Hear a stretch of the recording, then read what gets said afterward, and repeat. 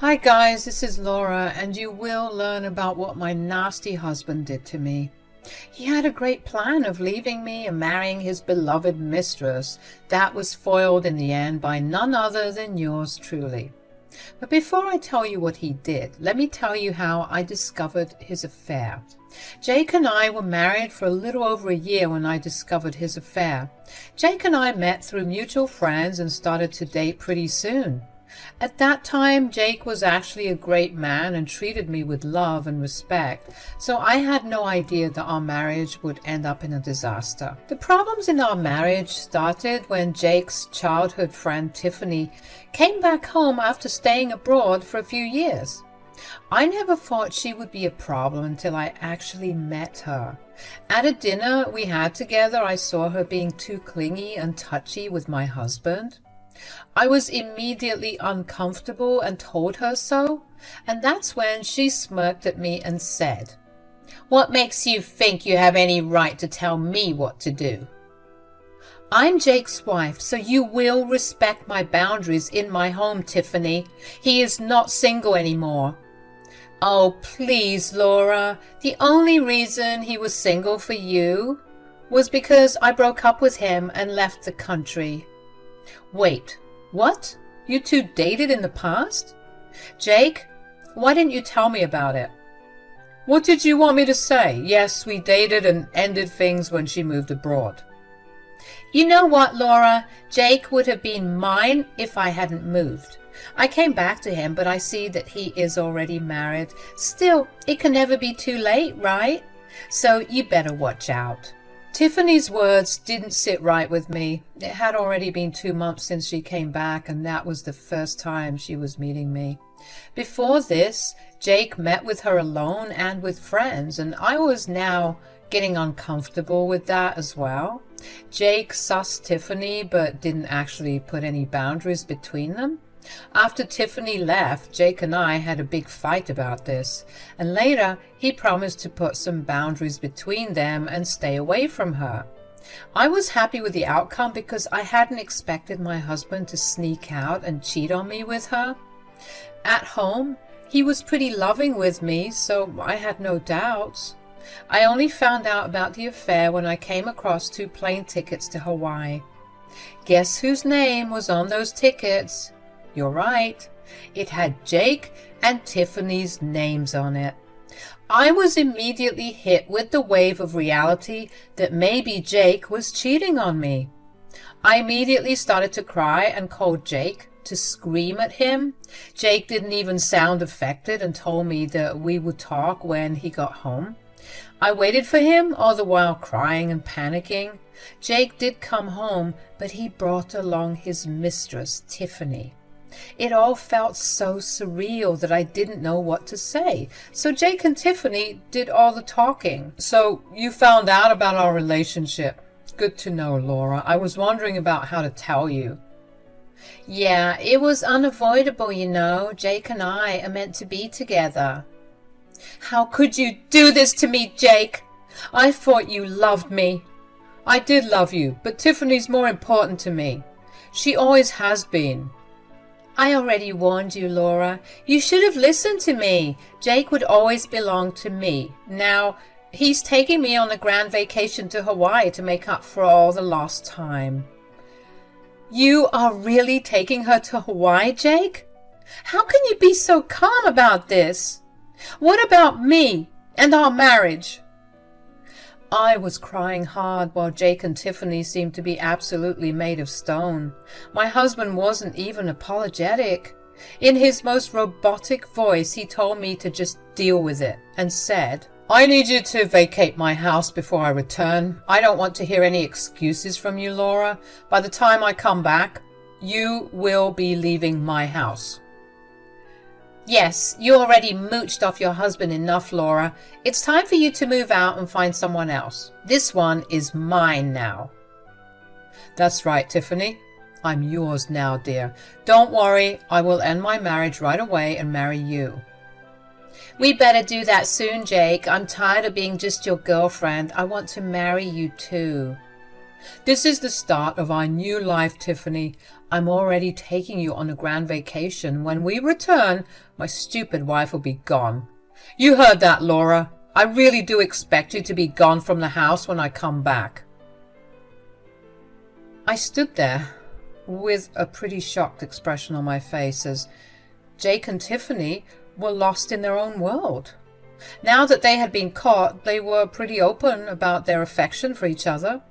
There was no hiding anymore. They even kissed right in front of me. I hadn't expected this at all. I thought maybe Jake would show some remorse, but no. He was just boasting about his affair instead of begging for forgiveness. And he was ordering me to leave the house before he came back with his mistress. The two had an elaborate plan about how they would start a new life in my marital home. My head was spinning with everything that was happening right in front of me. I was literally starting to feel nauseous because of what my husband was saying and doing. Since Jake and Tiffany weren't looking like they would stop anytime soon, I simply said, "Fine, I will empty this house before you come back. You want to divorce me, right, Jake? I will let you do that as well." "I see that you're not putting up a fight. Good to know, Laura. Fighting won't do you any good anyway." "Yes, Jake, I know that already. Besides, I'm not someone who shamelessly stays in a marriage after being cheated on. So you don't have to worry, Jake. I will not pressure you to stay with me." I said those words and left the room crying. I immediately started to pack my stuff because staying in the master bedroom would be impossible for me. I needed some space to come to terms with everything and to find a way out of this mess. I cried all night, curled up on the floor or the guest room. I could hear Jake talking on the phone with Tiffany and making plans about how they would start their new life. They were taking a grand vacation to Hawaii for 2 weeks and would come home together to my marital house. It was all planned out. I felt sick and cried my heart out at what my life had become. When the next day came, I was feeling much better. The grief had actually subsided and was replaced with shimmering anger. You know, after you have a good cry, you start to look at things from a fresh perspective. My ego and respect were hurt, and instead of being sad, I should be feeling angry. Jake's attitude towards this whole thing wasn't helping either. He was still as nonchalant as ever and not willing to show any remorse. He left for work early and didn't even have breakfast at home. I was pretty sure he was out with his mistress having breakfast before the office. Just picturing them together made my blood boil. I sat at the dinner table thinking about what I should do now. Jake was clear that he expected me to leave his house. Now, this house was actually a gift from his father, Fred, to us for our wedding. We were so happy to start our new life in the new home. Look how my life turned out later. Now my husband was planning a fresh life in this new home with his mistress. It was like a slap across my face. I was expected to empty out the house while Jake would stay in the house he got for free. That was something I wasn't willing to let him do, so I called my father-in-law and told him that we needed to talk. He seemed confused and said, "Hey, Laura, what's the matter? You call pretty out of the blue." "There's something I need to talk to you about, Fred. It's kind of important. I hope I'm not interrupting." No, I can take a call now. Go ahead. Tell me what happened." "It's about your son, Fred. He betrayed me in the worst way possible." I started to tell Fred everything that Jake and Tiffany did. I told him how I found out, what they said, and even Jake's insistence on having me out of the house while he moved in with his mistress. Fred lent me a sympathetic ear and patiently listened to me cry and recount what happened. He remained silent after I was done, and then he said in a very angry voice, "I'm so sorry, Laura. I can't believe my son would do this to you. He is absolutely a horrible, shameless man." Believe me, Fred, I'm regretting ever marrying him now. I gave him so much, and now he's abandoning me after cheating on me. I don't know what to do anymore. Tell me something from your heart. Do you wish to continue this marriage, Laura?" "No, Fred. I don't want to continue this marriage. The trust is broken already. I don't want someone who was so cruel to me." Fred remained silent again, probably thinking about something. He was very happy for us when we got married and always insisted that I was like his own daughter. I knew he loved both me and Jake, so the end of our marriage probably devastated him. But there was nothing I could do. I wasn't sacrificing my self-respect to stay with a cheater who didn't want me anymore, so I decided to divorce him just like he wanted. Fred seemed to have accepted this fact and said, "Very well, Laura. If you wish to leave him, I will help you do just that. And I have a plan about exactly what you are going to do about the house." "It's okay, Fred. I'll leave the house. I know I can't win here anymore." "Who said you can't win here, my dear? You have a lot of cards up your sleeve and you need to just play them right. I'm glad you called me before doing anything because I know just how you can get back at him." "What plan do you have, Fred?" "The house my son lovingly calls his is not actually in his name, you know." What Fred said was completely new information for me. Jake always kept talking about how the house actually belonged to him since his father intended it to be that way. I was never told that Fred never ended up transferring the deed to his name. I was surprised by this and said, "Go, Fred." "What? Are you sure about that?" "I am the one who gifted that house to him, Laura. That house was always meant for the two of you. It wasn't just meant for him. It's funny that I never got around to transferring the house to Jake and your name." "But Jake told me that the house was already in his name." "I don't know why he gave you the idea, Laura. Perhaps so that he could kick you out whenever he felt like it. Jake was actually the one who told me to hold up the deed transfer. I didn't know what his problem was. I guess he wanted it to be in my name so that you don't get to keep half in a divorce." God, my son really did plan this like a psycho. So that was another thing Jake was lying about to me. My husband is one of the worst human beings that I had the misfortune of knowing. I was also pretty mad at myself that I wasn't able to gauge his character correctly. I can't believe this, Fred. I married a monster. I am so ashamed of myself for ever loving him. This is just bad. Believe me, Laura, I'm also ashamed of myself for raising such an imbecile like my son. But don't worry, I won't let him get off easy. I will help you get some revenge against him. How do we do that, Fred? Listen to me, Laura.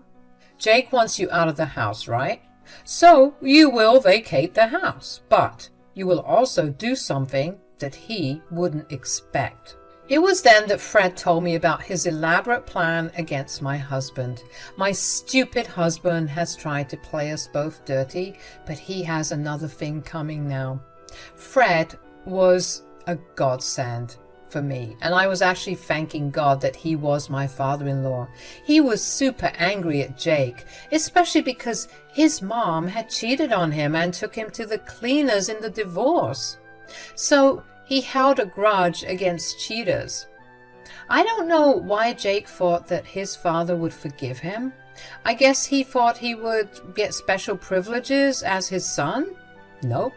He wasn't going to get any, actually. Fred was completely on my side. After listening to Fred's plan, I was actually a little happy and excited.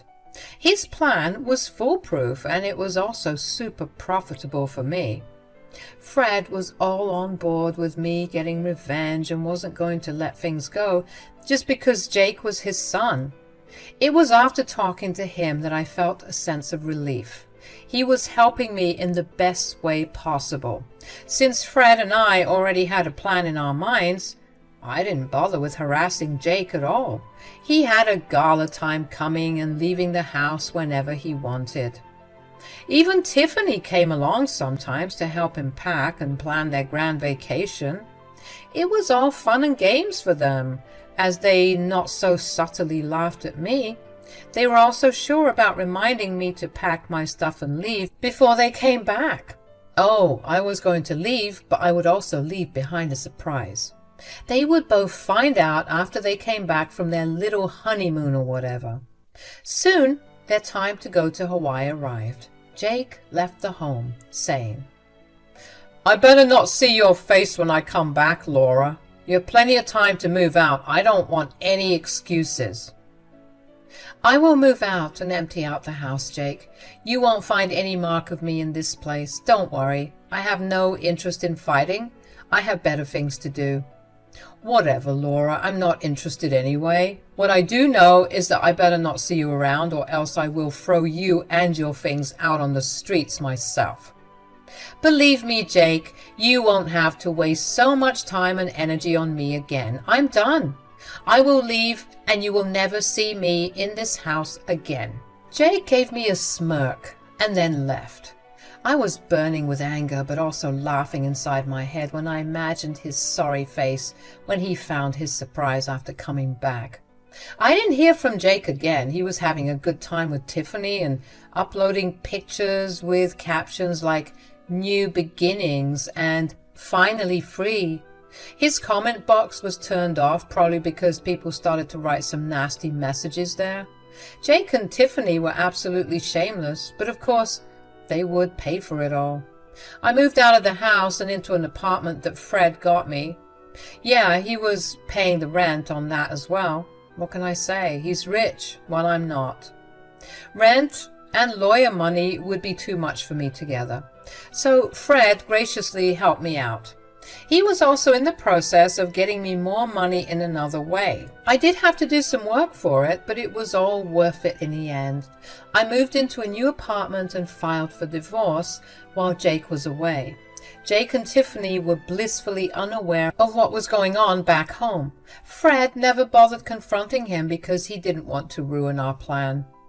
Once Jake and Tiffany's time was up, they returned from Hawaii.